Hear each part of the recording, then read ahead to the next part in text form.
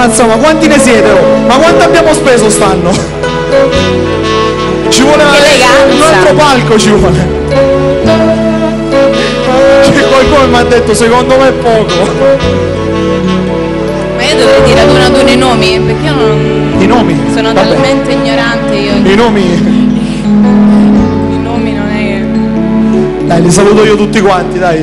Li saluto tutti quanti io. Gessa, Zanon, Capuano, Petteri Mosesbaio è finita. Petterini, Romagnoli, Immobile, Cone, Nicco, Sottimo, Corsi, Balzano, mamma mia, sono tutta la formazione.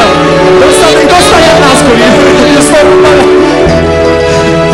Maniero, Pinzoglio, aspettate, Bocchetti, Cattenari, Giacomelli, mazza, ho studiato tutto il pomeriggio. Sì, infatti li potevo presentare pure io, va bene. Verratti, Anania, Bacchetti, piacere perché ci siamo.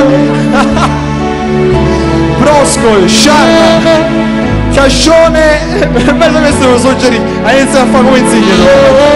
Il capitano Marco Sansovini, un grande applauso, un grande applauso. Mazza.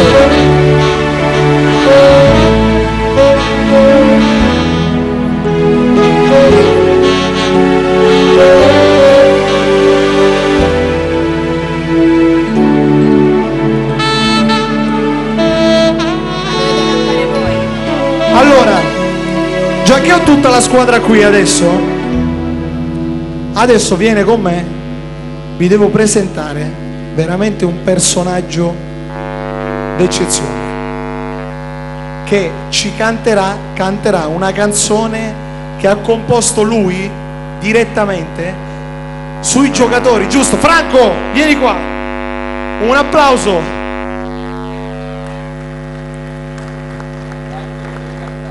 Franco. Salve, buonasera a tutti.